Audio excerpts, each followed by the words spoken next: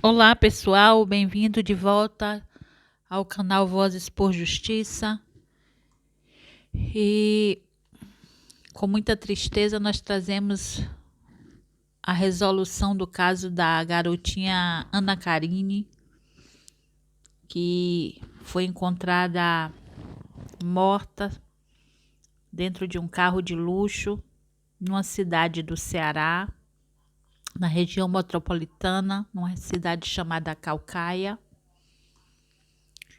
A polícia fez investigações, colheu material genético na época, não sei se vocês se recordam, e saiu o resultado do, do exame genético, onde foram colhidos materiais de 6 suspeitos e foi visto que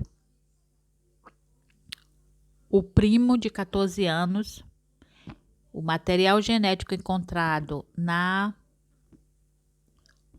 manta onde a menina dormia, tira o sêmen do menino, do rapaz,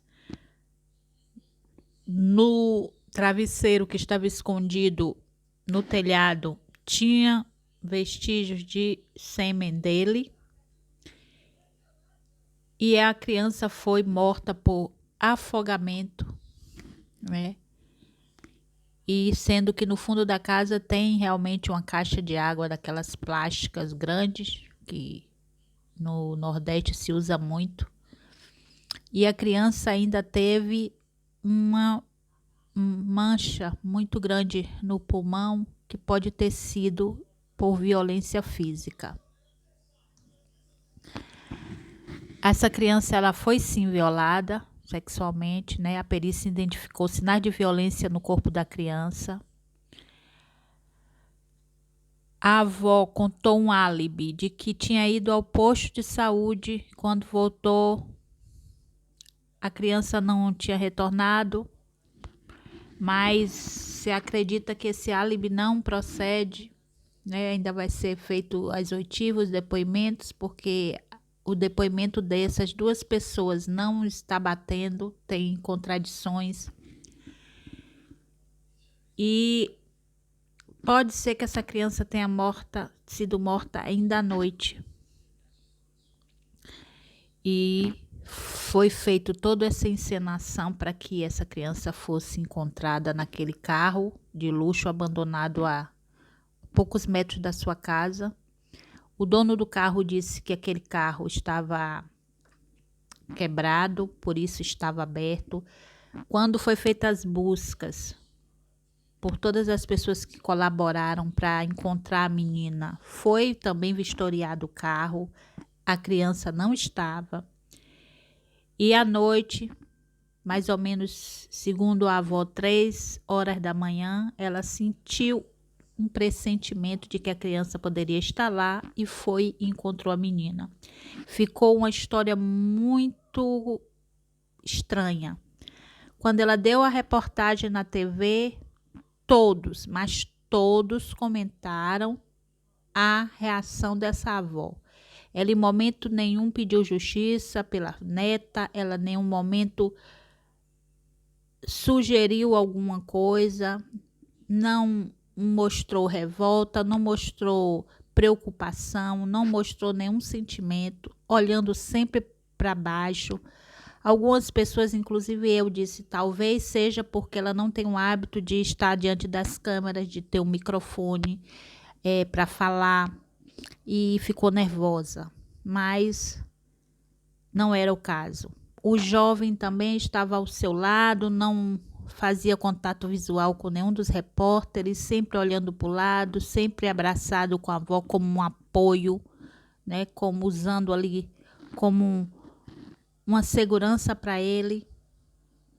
E eu acredito que essa avó encobriu esse crime para defender o neto. E então não é inadmissível, pessoal. Por mais que se ame alguém, se a pessoa fez uma coisa errada, essa pessoa tem que pagar pelo que fez. Uma criança é muito já nasceu com um problema grande, né? Problema com a mãe, o pai faleceu, né? Morava com os avós faleceram, foi para morar com essa tia-avó e era abusada por esse adolescente. Sabe quantas vezes ela foi abusada? Talvez ao crescer não aceitou mais ou prometeu contar para alguém e aí aconteceu isso com essa criança, né? Esse adolescente vai ficar recolhido numa instituição para menores infratores, máximo 18 anos vai estar fora, e essa avó vai ser presa, vai ser julgada, né? Espero que fique presa, mas ela tem uma mãe que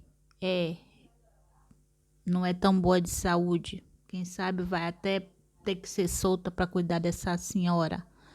Então é complicado, pessoal. A única vítima disso são essas crianças que perdem a vida, que as pessoas colocam o filho no mundo e não assumem suas responsabilidades, e as crianças ficam bolando de uma casa para outra, né? Em meio a padrasto, em meio a tios, em meio a avós, em meio a madrastas, e as nossas crianças verdadeiramente não estão seguras. Eu gostaria muito de saber qual é o papel do Conselho Tutelar em tudo isso, porque são tantos casos. Quando se tem eleição para Conselho Tutelar, se vê tanta gente se manifestando, cheio de propósitos, cheio de projetos, e quando precisa desse órgão, realmente a gente não está vendo a funcionalidade desse órgão. Não está vendo. Vamos refletir o que precisa mudar para uma maior atuação do Conselho Tutelar, para que nossas crianças não sejam vilipendiadas, mortas por pessoas, às vezes da mesma família ou vizinhos, conhecidos, parentes. Nossas crianças não estão seguras, pessoal. Vamos ter atenção, vamos estar atento às nossas crianças. Vamos proteger esses anjos de Deus aqui na terra. É muito triste dar essa notícia, mas a avó, o primo adolescente de 14 anos, eles são os principais suspeitos da morte da Ana Karine e precisam estar atrás das grades pagando por essa monstruosidade que eles fizeram com essa criança. O pai do adolescente estava confiante que o filho não tinha nada a ver, mas eu acho que ele não conhecia bem o filho que tinha.